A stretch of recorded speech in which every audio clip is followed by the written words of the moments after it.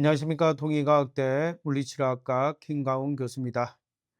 이번 시간에는 디스코제닉 페인에 대해서 계속 알아볼 건데, 디스코제닉 페인을 봤을 때 우리가 제일 처음에 평가를 할 때 히스토리 테이킹을 통해서 평가를 합니다.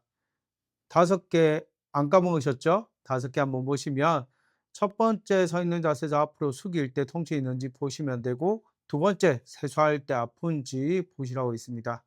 세 번째로는 오래 앉아 있을 때 통증이 있는지, 그리고 네 번째는 오래 앉아 있다가 일어섰을 때 허리를 제대로 못 펴는지, 마지막으로 앉아 있을 때 그냥 가만히 계신 게 아니라 움찔움찔해서 움직이시는지, 이 5개를 꼭 질문하고요.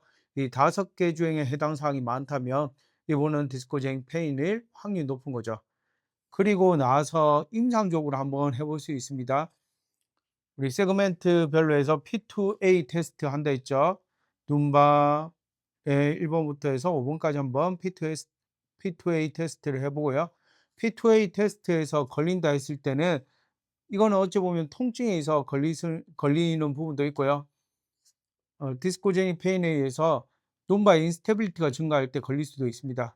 그러면 우리가 인스테빌리티가 증가했다는 거를 다시 생각해 보시면 우리가 '스테빌리티를 좀 만들어 줄 필요가 있겠구나. 디스코제닉 페인 환자한테.' 이렇게도 한번 가설을 세울 수 있는 거죠.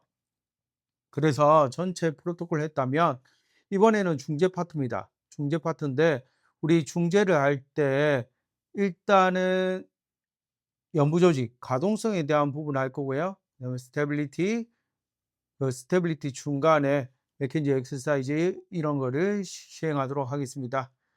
중재를 시작할 때 일단은 우리 모빌리티에 대해서 먼저 생각해 보라 했습니다. 왜 모빌리티부터 생각해야 돼 했을 때는 우리가 모터 스킬을 익히는 단계가 모빌리티부터 시작하고 그다음에 스테빌리티, 마지막에 컨트롤드 모빌리티에서 모터 스킬이 완성이 된다고 얘기를 합니다.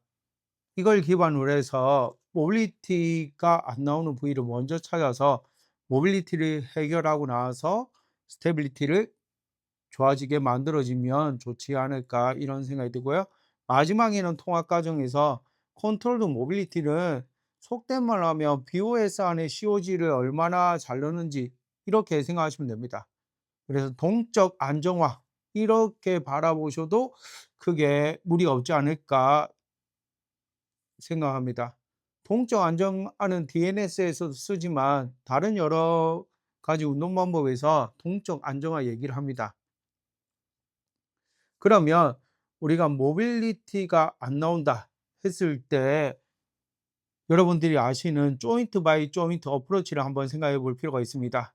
효율적으로 우리가 임상을 하기 위해서 이런 것들을 가져오는 것도 나쁘지 않다고 생각되고요.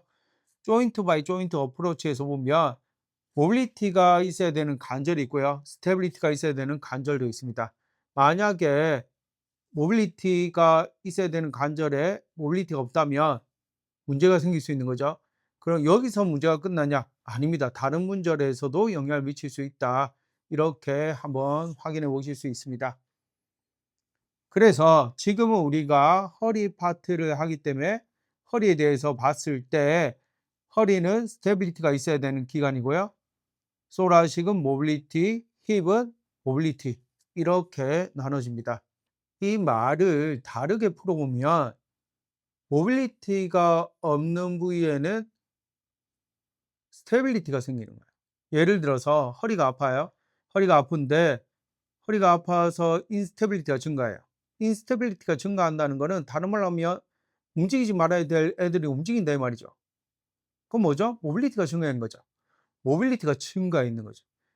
그러면 우리 스테빌리티가 있어야 되는 부위에 모빌리티가 생겼으니까 다른 쪽에서 스테빌리티를 잡아줄 수도 있겠다. 이렇게 유추해 볼 수 있습니다. 대표적으로 흉추 부위랑 힙 부위를 볼 수 있는 거죠. 만약에 허리 아프신 분이 왔는데 P2A 테스트를 해봐요. P2A 테스트를 해보고 코어에 대해서 검사를 해봐요. 코어의 지구력 엔듀런스 테스트나 이런 걸 해본단 말이죠. 이런 거를 해봤을 때 실제적으로 이분이 트렁크에 문제가 있구나. 허리에도 통증이 있으면서 트렁크에 문제가 있다. 이렇게 했을 때 우리가 모빌리티를 측정할 수 있는 거죠. 어디에? 소라식의 모빌리티랑 힙의 모빌리티를 측정할 수 있습니다. 소라식의 모빌리티는 플렉션하고 익스텐션을 측정하기는 힘들기 때문에 로테이션 무브먼트를 측정을 한번 해 보실 수 있고요.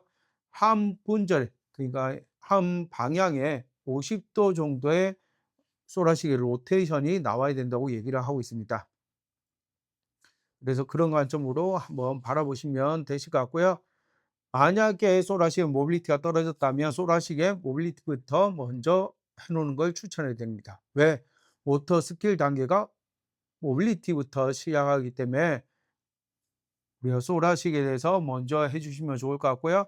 그리고 힙 파트, 힙에서는 플렉션, 익스텐션, 애비덕션, 어덕션, 인터널 로테이션, 익스터널 로테이션 있죠. 그걸 다 보시면 제일 좋습니다. 그래서 플렉션 같은 경우는 120 도에서 130도 얘기하고, 익스텐션 같은 경우에는 10 도를 얘기하고, 인터널 로테이션 40도, 익스터널 로테이션 50 도, 애비덕션은 뭐 50 도에서 60도 정도 되죠.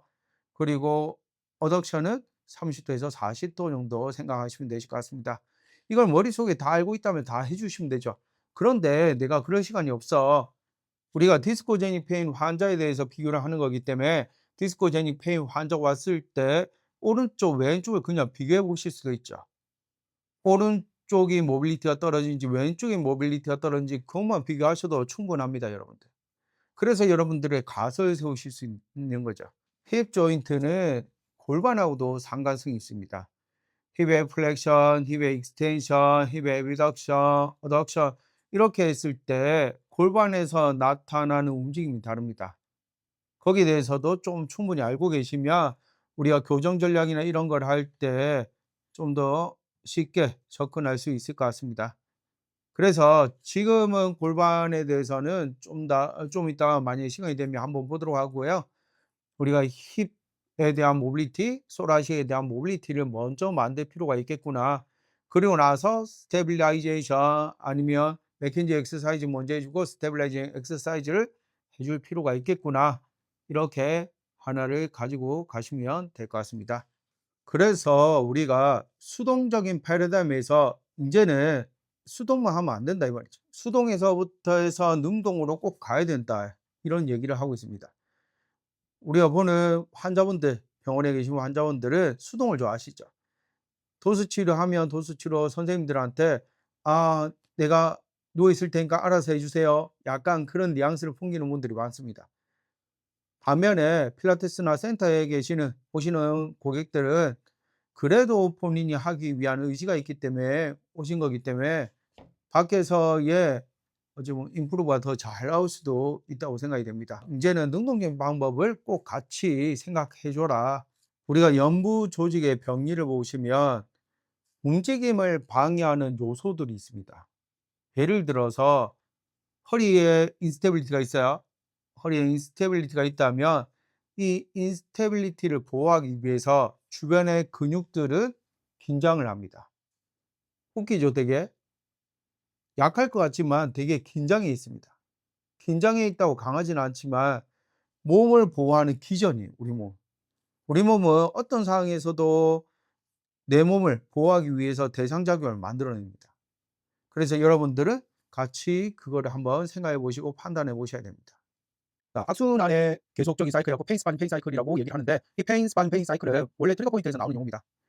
허리 근육이 만약에 경직에 마사되면 국소순환 장애가 생기고요. 저산소증이 생기고 섬유화를 유발할 수 있다. 그래서 이런 잘못된 것들이 계속적으로 반복해서 악순환의 연속이 된다. 이런 얘기를 하고 있습니다. 연구조직 병리에서 인간의 목적은 디스크의 직접적인 치료가 아니라 과도한 근긴장 해소입니다.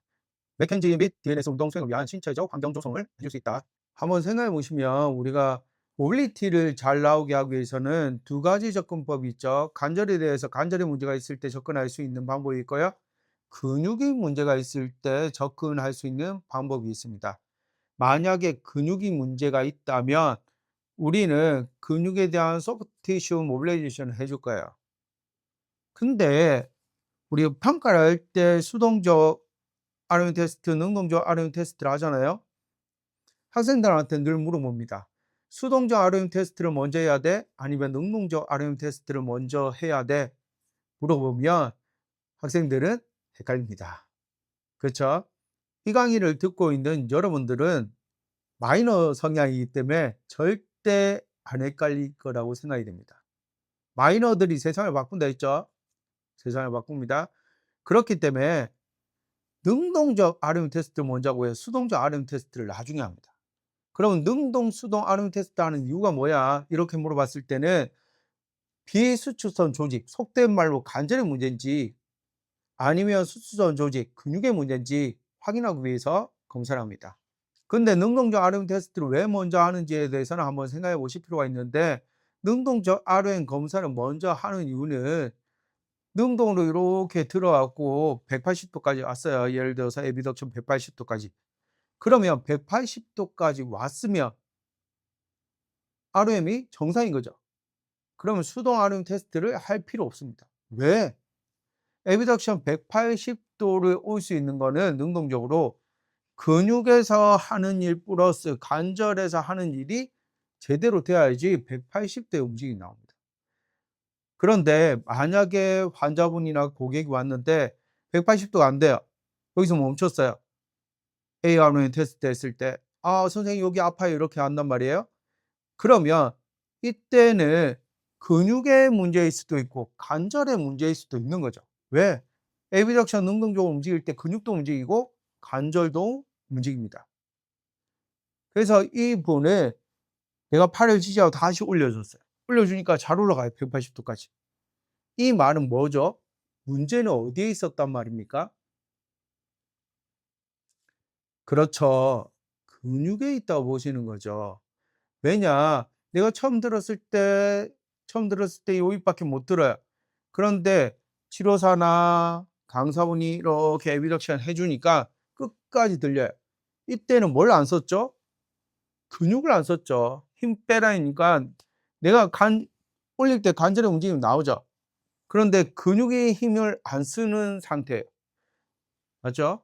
그래서 그냥 들었을 때도 내가 치료사가 들었을 때도 제한이 있다면 얘는 수동적 조직, 비수축성 조직의 문제일 가능성이 높은 거죠. 수축이냐 비수축이냐 이렇게 나눠볼 수 있고요. 임상적으로도 한번 생각해 봐야겠죠. 저는 실제로 임상이나 센터에 있었을 때 만약 문제가 있으면 그냥 저 나름대로의 루틴이 있었습니다. 개인적으로 소프트 티슈를 좋아하기 때문에 소프트 티슈에 대해서 다 늘려주는 거예요. 그리고 나서 다시 체크를 해 봤을 때 좋아졌다면 소프트 티슈 계속 가지고 가는 겁니다. 근데 아무리 해도 똑같다 이러면 그때 관절로 넘어가는 거죠.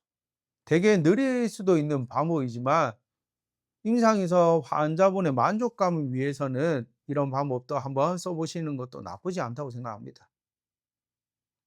선택은 여러분 몫이죠.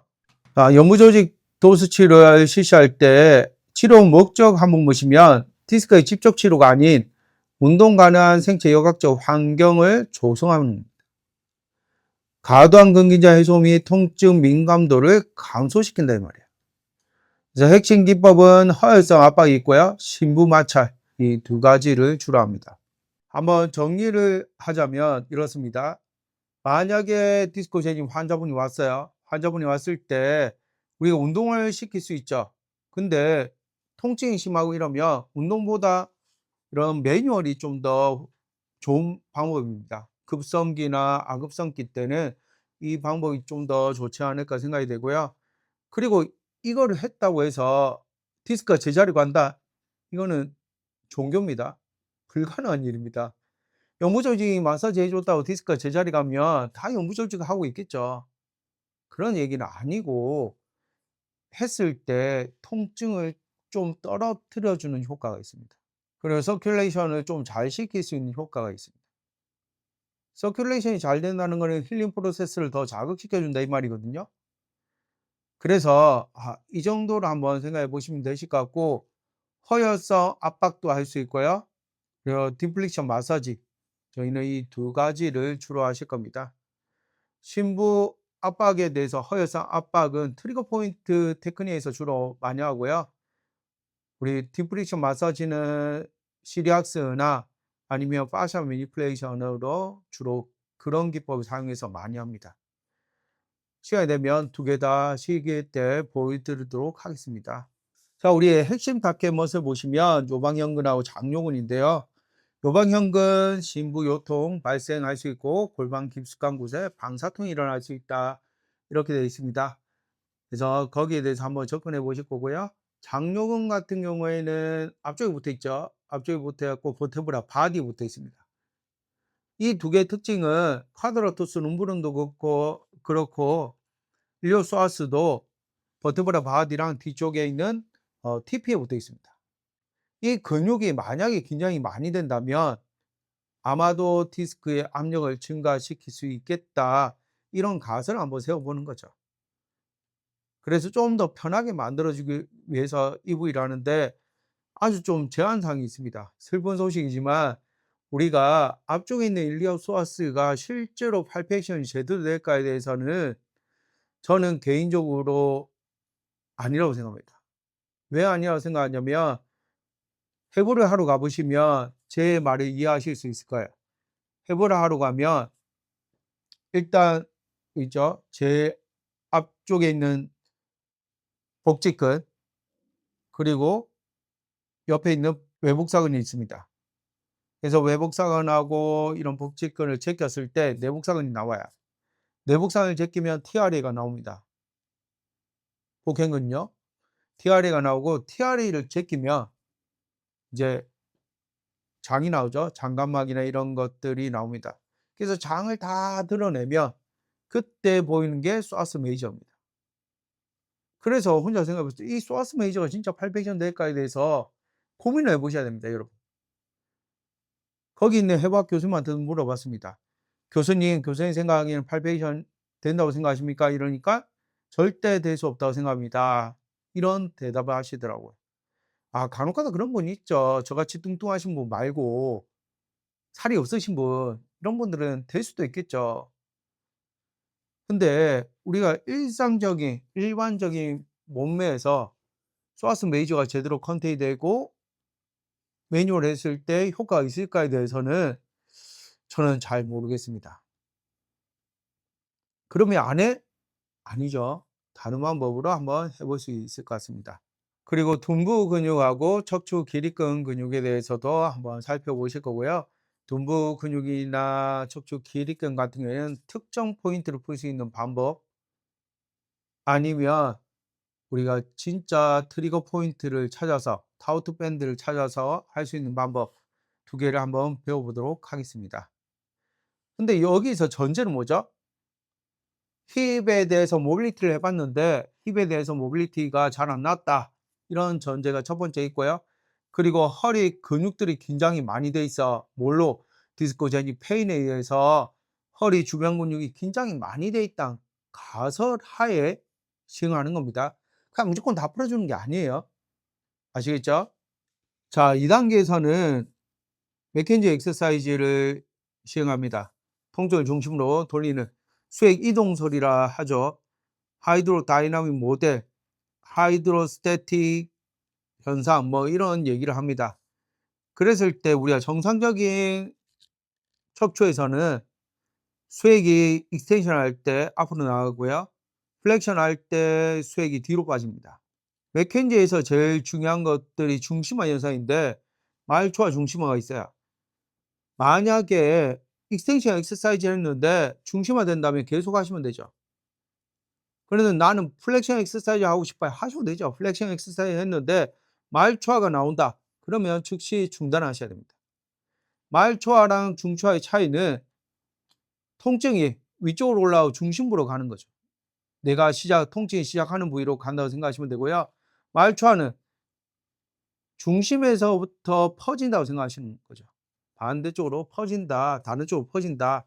근데 제가 전제가 있다 했습니다. 어떤 전제? 건강한 디스크에서는 그런데 최근에 연구에서 보면 디스크가 튀어나왔어요. 만약에 섬유태가 찢어졌어.